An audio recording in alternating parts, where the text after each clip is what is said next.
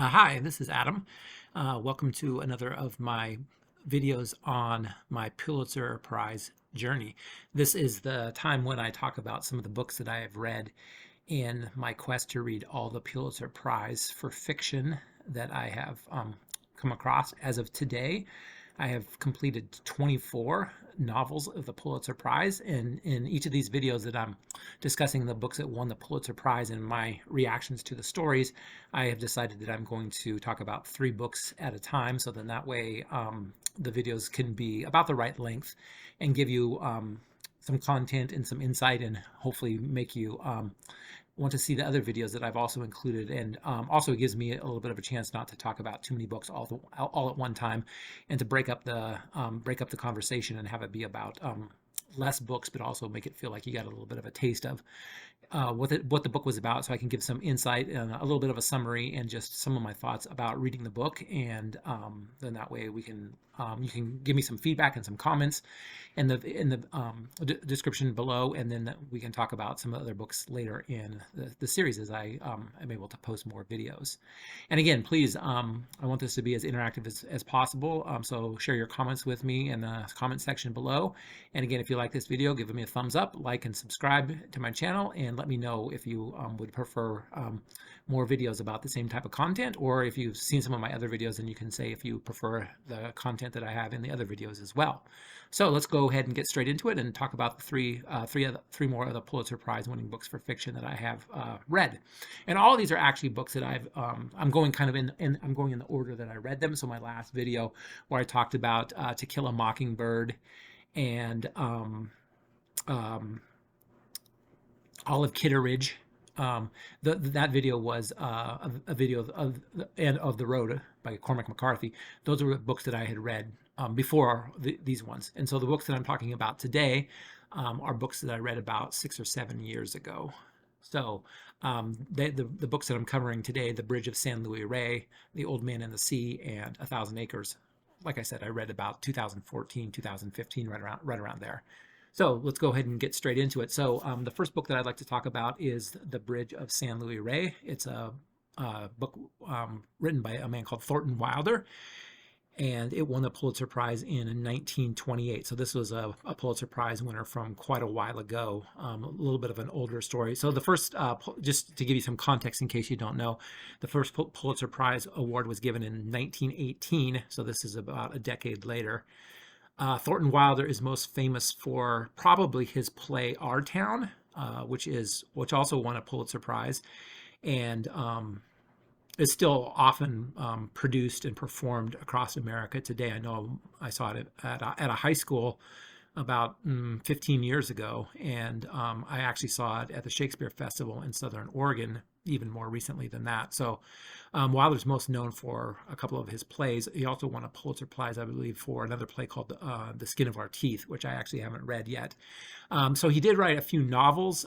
This is his most well-known novel, obviously, because it won the Pulitzer. And this is an interesting story. So what Wilder talks about in A Bridge of San Luis Rey, the setting is in Lima, Peru.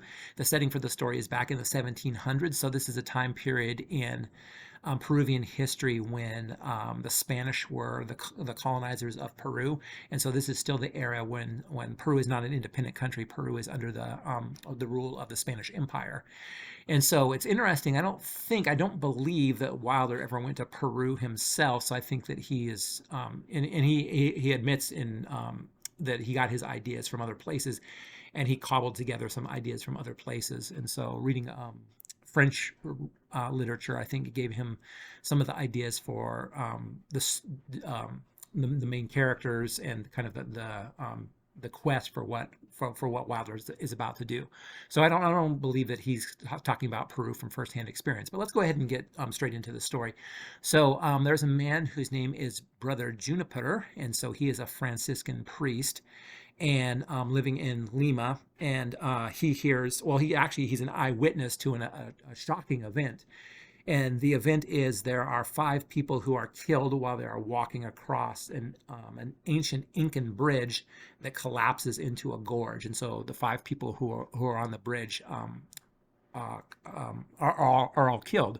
And so of course, people in Lima see this as, God's hand must be in this, and because Father Juniper himself is very devout, he wants to exonerate God's actions in this cosmic cataclysm. And so what he decides that he's going to do is he's going to write a book that proves that God was provident in his actions, that God's providence was in control of these events. And so it's not that God wanted to kill these people or that God was punishing them for something that they did. That's not the theology that Father Juniper or the Catholic Church itself ascribes to. But God's providence was present in taking these 5 people from earth and sending them on their way to paradise. And so what he decides to do, Father Juniper decides that he's going to write a book that examines these people's lives and just shows everybody how God's hand was on these people during this tragic event. So Father Juniper goes around and he takes actually 6 years, and then he interviews everybody that he can come in contact with who knew these 5 people. And so in this story, so basically what Wilder does is he devotes this, and as you can see, the book is not very long. It's a short book. You could easily read it if you wanted to in just a couple of sittings.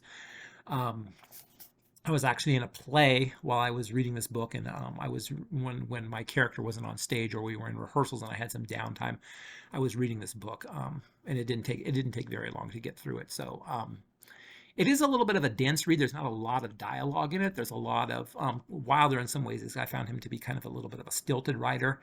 So it's not a book that just grabs your attention and it is just like, oh, I can't put this down. I have to find out what happens. It's not that type of. I didn't find it to be that type of read. I don't find that Wilder, and I'm very familiar with Our Town, having read it several times. I don't find that he is an author that he just grips you and you just have to keep going. You can't give your attention to anything else.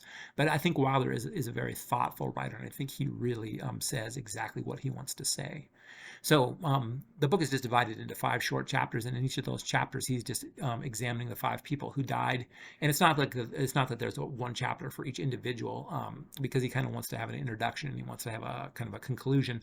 So in the chapters, the characters kind of go together, and so he puts a couple of the characters who naturally go together in each of the 1 chapters. So let's talk about the 5 people who are killed on the bridge and who Father Juniper is investigating their lives to show God's providence at work. The first person that he starts talking about, an important lady, is the Marquesa de Montemayor. She is a wealthy Spanish woman who is very devoted to her daughter. Her daughter's name is Dona Clara. And so the Marquesa is about in her 40s at this time, so mid to late 40s. She's a very wealthy woman. She's a very influential woman in the community because she has married wealth, and so and she comes from a very noble stock herself.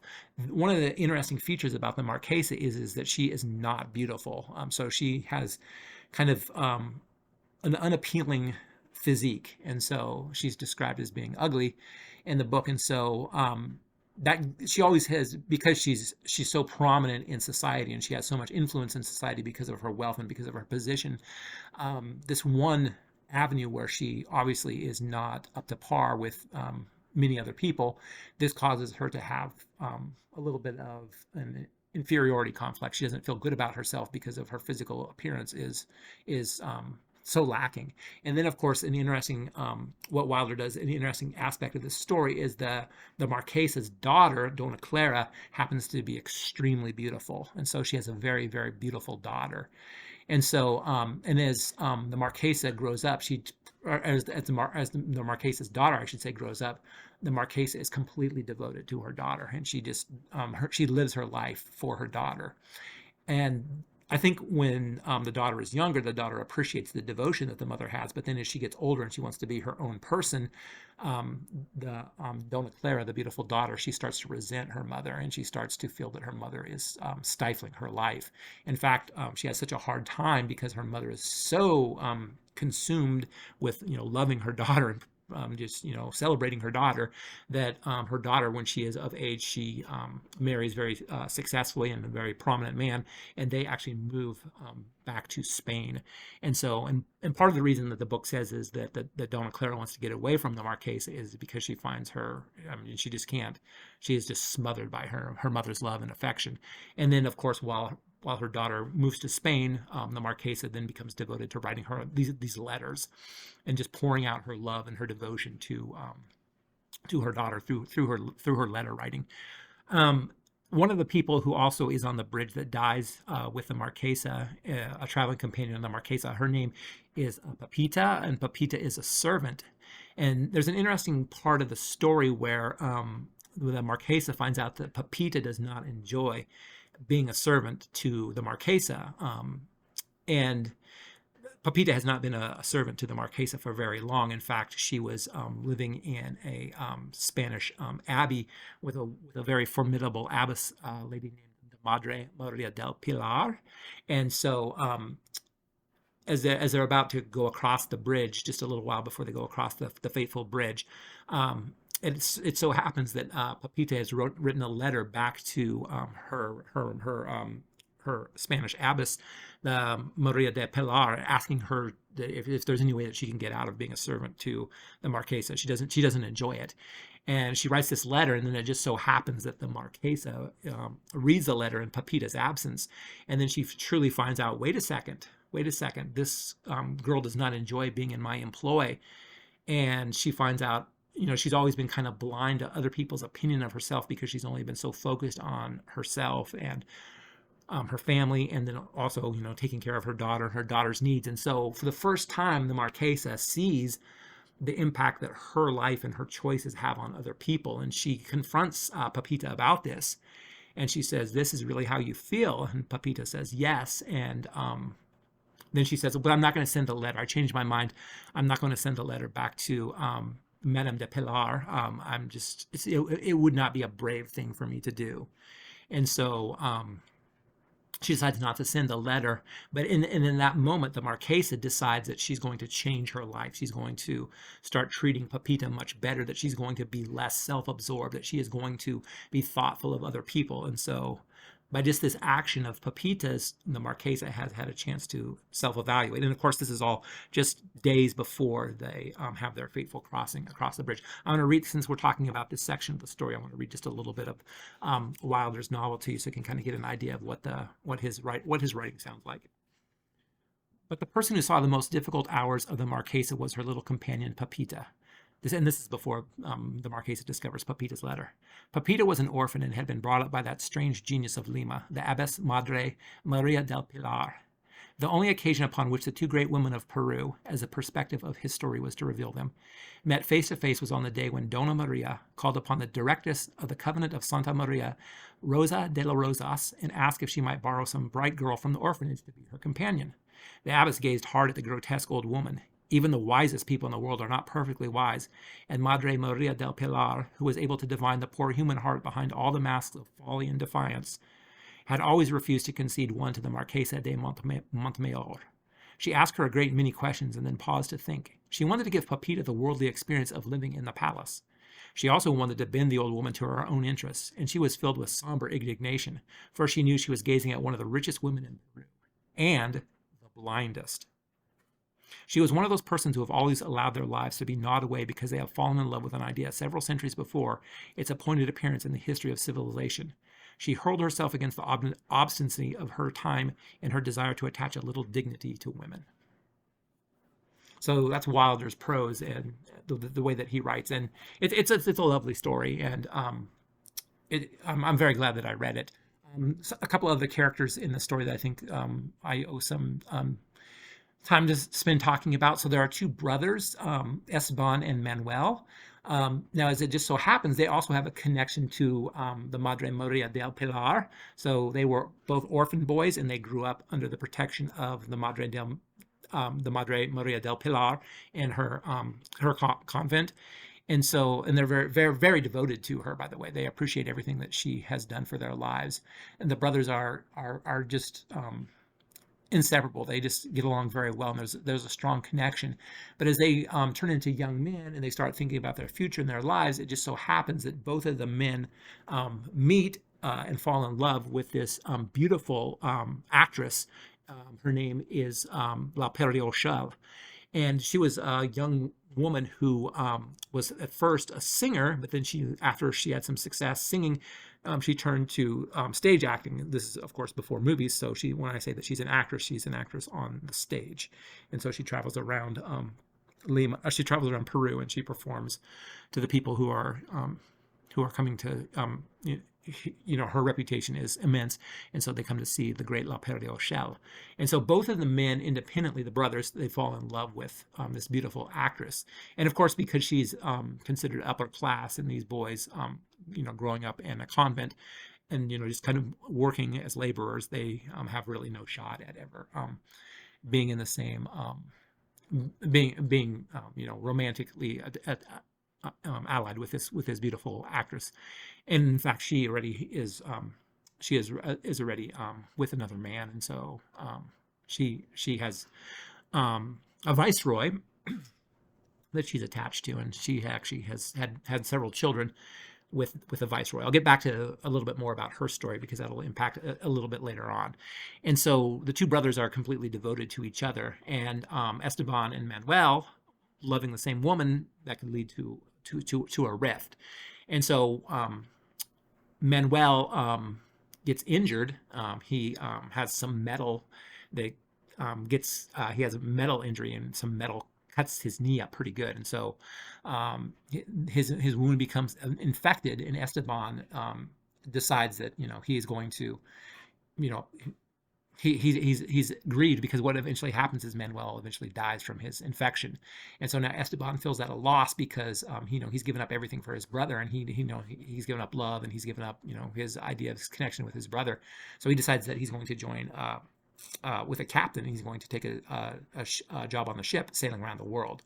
And so he's getting ready for that journey with the captain, and the sea captain is preparing the ship to go. And Manuel is on the bridge right before he's about to set off on his voyage around the world.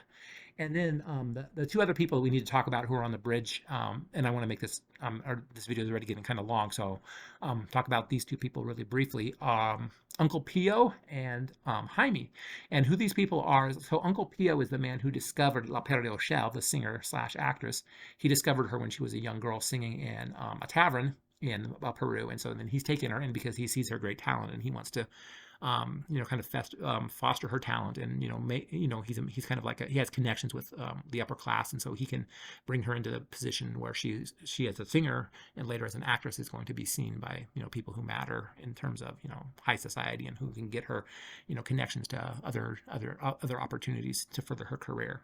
And so Uncle Pio does that, and so he's kind of like, in a lot of ways, he's kind of like a mentor to La Perle Shell.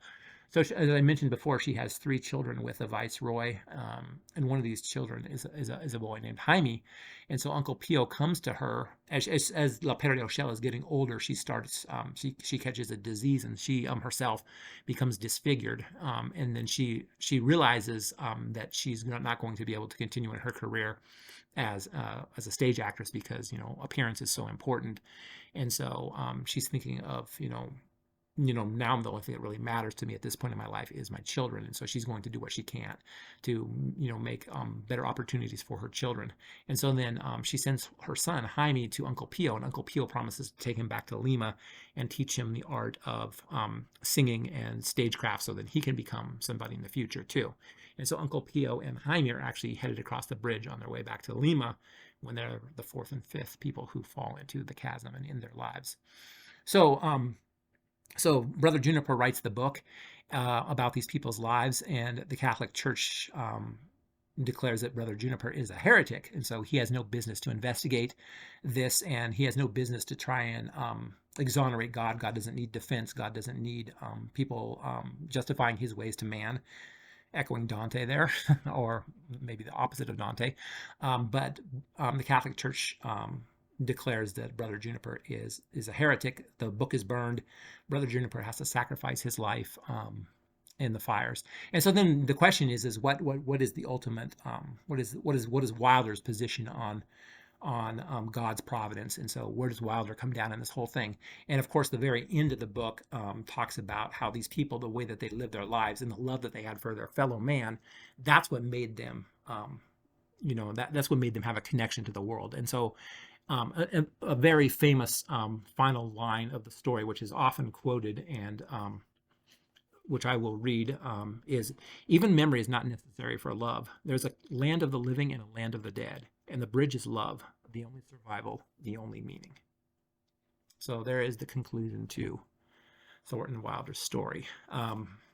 The second book I want to talk about, wow, this is going longer than I thought it was going to, is The Old Man and the Sea, written by Ernest Hemingway. So this is a very, very famous Pulitzer Prize winning book. Hemingway is a very well-known author. Chances are very good that you've read some Hemingway yourself.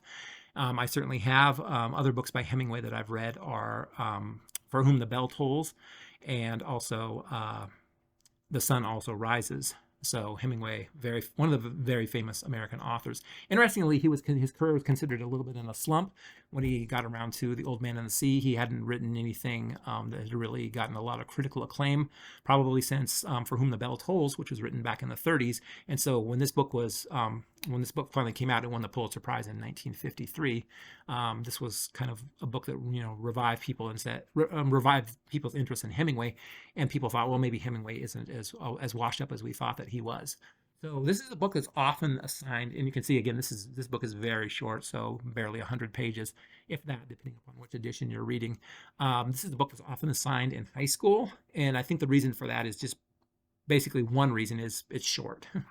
It's short, and Hemingway has that style that is easy to read, and so short sentences to the point, and so because of its ease of reading, and also because of its briefness, I think that's why a lot of high school teachers have their students read Hemingway, The Old Man and the Sea, in either their English classes or their literature classes in high school. I think that's actually a little bit maybe of a mistake, because it's not the most plot-driven story. So I can see a lot of high school students maybe not enjoying The Old Man and the Sea. I didn't read it in high school. I actually read For Whom the Bell Tolls in high school, and I really, really, really, really enjoyed that, and would like to reread that one again. Hemingway is a great writer, and he deserves his place in the American literary canon. I just don't think that this is maybe the best book for high school students to read. I think they might be bored by it a little bit, just because, again, it's not the most plot-driven story, and there's only a few characters in the story, so there's not a lot of characters that you can attach yourself to, and so of course, obviously, thoughtful high school students or college students would probably enjoy this quite a bit. And I could be wrong, and let me know in the comments below if you think I am. But again, I would wait until college, or even maybe as an adult. I read it the first time as an adult, loved it. It's one of my favorite Pulitzers, which I'll talk about more in a little bit. So simple story set in the Florida Keys. The main character is Santiago. He is a fisherman. He hasn't caught a fish in 84 days. And so as a fisherman, if you're going without catching fish for 84 days, you are considered in the fishing community to have bad luck, maybe even to be cursed. Maybe God's curse is upon you. 84 days, if you think about that, that's 2.5 months. And so if that's how your livelihood is connected, and you're not catching any fish, you're in trouble. And so Santiago has a young boy, Manolin, who often comes out fishing with him. But because Santiago has been in such a slump, his father says, you are not allowed to go out with Santiago anymore. You need to have a job where you're actually catching fish, that you're earning income, and that you can make a living off of. So this old man, you need to part ways with him. And this actually breaks Manolin's heart. He loves Santiago, and he looks up to Santiago. And even at one point in the story, he tells him, "You're the best fisherman that there is." And so, just to get a little bit of a taste of the idea of Hemingway's writing, if you've never read this book yourself or never been exposed to Hemingway's writing, this is what it's like. They walked down the road to the old man's shack, and all along the road in the dark, barefoot men were moving, carrying the masts of their boats. When they reached the old man's shack, the boy took the rolls of line in the basket and the harpoon and gaff, and the old man carried the mast with the furled sail on his shoulder. "Do you want coffee?" the boy asked. "We'll put the gear in the boat and then get some." They had coffee from condensed milk cans at an early morning place that served fishermen. "How did you sleep, old man?" the boy asked. He was waking up now, although it was still hard for him to leave his sleep. "Very well, Manolin," the old man said. "I feel confident today." "So do I," the boy said. "Now I must get your sardines and mine and your fresh baits. He brings our gear himself. He never wants anyone to carry anything." And Manolin is talking about the new employer that he works for now that he's left Santiago. We're different, the old man says. I let you carry things when you were 5 years old. I know what the boy said. I'll be right back. Have another coffee. We have credit here. He walked off barefooted on the coral rocks to the ice house where the baits were stored. So again, Hemingway, I hope you can see in that this excerpt that Hemingway writes real simply to direct to the point. And again, that's the reason why a lot of people love his writing style, because it's not drawn out, it's not convoluted, he doesn't take 6 pages to describe the setting. He just gets right into the story. There's a lot of themes in The Old Man and the Sea. So there's a theme, of course, man versus nature. In some ways, you can compare it to Moby Dick, although Moby Dick, of course, is much longer, much more grandiose. This book is really short, but man versus nature, man's spiritual communion with nature, the idea that man's spirituality is tied up to nature, that God exists in nature. There's Christian themes and symbolism in the story. So Santiago goes out. He's determined that he's going to catch his fish. So he goes out farther than he has ever gone out before, off of the Florida coast. So he's fishing almost to Cuba, and so he's way out there, much further than the other boats have gone out. And of course, he snares a gigantic marlin. And then the story is that he's trying to battle the marlin and bring the marlin back to shore in Florida.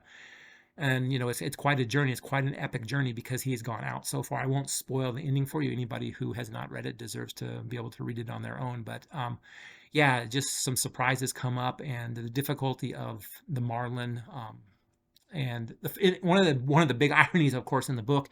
This is a little bit of a spoiler, but not that much. One of the big ironies in the book, of course, is had Santiago been able to bring Manolin with him on that day, everything would have, turned out so much better than it does. And that's all I'm going to say about that. If you know the story, you know what I'm talking about. And if you don't know the story, you are in for a treat. So the last book I want to talk about, and again, I don't want to make these videos too long because long videos are boring, and you're not gonna watch it if you see how long it is. 1,000 Acres by Jane Smiley. So this is the Pulitzer Prize winner in 1992, and I read this shortly after The Old Man and the Sea. So the story of 1,000 Acres is really an interesting. This is only a Jane Smiley book that I've read, by the way, and I really enjoyed it. What I would say about this book is, of course, and what most everybody says about it, first of all, is the connection to obviously to the play by William Shakespeare called King Lear. And it's not accidental. Jane Smiley intended to write an American updated version of King Lear. There's so many parallels to King Lear. You could talk about that at length, and I'll talk about it a little bit, but not very much, because just, the story by itself, even if you've never read King Lear, and I actually have read King Lear. I've read King Lear several times, and I've seen it performed again at the Shakespeare Festival in Ashland. Perhaps maybe my favorite of William Shakespeare's plays. It just resonates so deeply on so many levels. It's a masterpiece. 1,000 Acres is also very good, and so the story is about a family called the Clark family who own a farm in Iowa, and the patriarch of the family, Larry Clark, has decided for tax purposes that he's going to divide his farm. He's got 1,000 acres, hence the title. He's going to divide his farm into 3, and he's going to give a section of it to each of his 3 daughters. And so he's got 3 daughters. Rose is the oldest, Ginny is the middle daughter, and the youngest daughter is Caroline. And so if you think about that, Rose, Ginny, Caroline, and if you know the King Lear play, Regan Goneril and Cordelia, so there's parallels there, and even Larry Lear, there's a parallel to that too. And in the characters, you can identify each of the characters. You can pretty much identify, and the main characters, anyways. You can identify a parallel to William Shakespeare's King Lear play. King Lear is a tragedy. This story is an American tragedy in its own way, but it's interesting. And so in King Lear, Lear and Cordelia come across. I mean, Lear is foolish, but he learns his lesson throughout the play. Lear and Cordelia come across pretty well in the story. And then the villains, obviously, are Regan, Goneril, and Edmund. Not so much in Jane Smiley's novel. And so the 3 sisters each have their own personalities. Of course, Rose is a little bit more, typical oldest child. She, wants to make decisions quickly. She's a little bit more impulsive. She's in some ways like her father. She's married to a man named Pete. they don't have the happiest of marriage.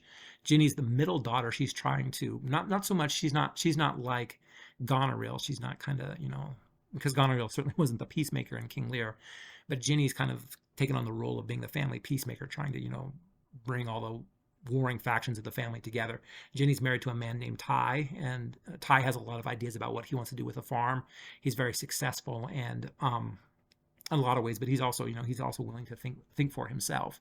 And one of the problems that Ty and Ginny have in their marriage is that Ginny has had several miscarriages. They've tried very, very diligently to have children of their own, and Ginny keeps having miscarriages, and Ty is saddened, obviously, very deeply saddened by these events. Rose, I should have mentioned, Rose and Pete have two daughters that are minor characters in the story, but they're important characters in the story in their own way. And Ginny, as peacemaker in the family, is very devoted to, because she can't have kids of her own. She's very devoted to Rose's kids, and she cares very deeply for her two nieces. And then the youngest daughter, Caroline, she is not as interested in the farm as the older two daughters. She doesn't stay at the farm. In fact, she decides that she's going to be a lawyer, and she wants to make her own path in life. And she leaves the farm, and she gets married, and she leaves the farm. And so when the father decides that he wants to split the estate into the farming estate into three separate blocks, so each of the girls can have their inheritance, and then he can kind of just retire, but still have control of the farm, even though he doesn't have control in name only. And that's also another plot conflict, is that he wants control of the farm, but the daughters and the husband say, wait a minute, you gave the farm to us, and it's your time to kind of retire and go away, and so we can run the farm on our own. Perhaps he saw that coming. Of the three, the youngest daughter, Carolyn, she says, this is a bad idea. This is a bad idea. I don't want anything to do with this. Father, you should keep control of the farm until you actually pass, and then that way, then we can have the farm for ourselves. You're just going to cause a lot more trouble by giving the farm to us while you're still living. And of course, she's right, like Cordelia is right in King Lear. And Carolyn is Larry just loses it, and he kind of disowns his daughter. But it doesn't stay that way throughout the whole story, just as in King Lear. King Lear eventually comes to reconcile with Cordelia. So here's a little bit of how Jane Smiley writes. So Carolyn's gotten married to a man named Frank, and she didn't invite her older sisters or anybody in the family to the wedding. Rose was beyond mad and well into beside herself when she banged into my kitchen and slapped the paper. Ginny's the narrator of the story. Slapped the paper open to the paragraph down on the counter in front of me. I was peeling potatoes for potato salad. I read the paragraph. Rose said, she didn't mention a word about this when she talked to her Friday, did she? No. Or Tuesday? Well, no, she had other things on her. Don't say that. Don't come up with an excuse. Just look at it and admit what it shows. I don't quite understand. I mean, this wedding has already taken place. I glanced at the publication date, today, then at the paragraph again. Don't you think there's a mistake? Do you want to call Mary Lou Humboldt and ask her about it? Then next week she can put in a little item about how the Cook sisters don't seem to know what's going on with Caroline. Maybe we should call Caroline. For what? This is for us. This is how she's letting us know. Then she told me that what she'd said to Dorothy at the dime store. This thing is just to take it in stride, to not even be surprised. And I'm going to send her a present, an expensive present, with just a little card saying, from Rose and Pete and the girls. Thinking of you both. I laughed, but when Rose left, I realized that I felt the insult physically, an internal injury. A little bit of Smiley's writing style. It's very easy to read. I remember when I started reading it, I was sucked in. It's kind of episodic. There's things that happen, and then other things happen, and other things happen. So it seems like it's kind of like a little bit of a episodic, maybe soap opera, but really well written. Really liked it. In fact, so I mentioned to you that I've read 24 of the Pulitzer Prize books so far. And as I've been going through, I've been ranking them in order of the ones that I like the most and the least. The Bridge of San Luis Rey, the first one that I mentioned, I ranked out my 13th favorite. The Old Man and the Sea, I ranked that as my second favorite Pulitzer Prize winner. And actually looking at it now, I'm a little surprised that I ranked it that high. I was like, okay. But I'm trusting my old ranking from the time that I read it. I'm trusting that that's how I felt about it. And 1,000 Acres, I ranked that as my 8th favorite of the Pulitzers. So again, These are all in the upper half of my Pulitzer rankings of the 24 that I've read so far. So that's it. Again, I don't want to make these videos too long, but please, I would love to hear your feedback. If you've read these books yourself, what did you think of these books? If you're interested in reading these books, leave me comments in below, and I will be glad to reply to you. And again, I'll be making another Pulitzer video very soon, and you can see the progress that I'm making on my Pulitzer journey. I hope you're all having a lovely day, and thank you for your time. I appreciate it, and I will talk to you soon. Bye.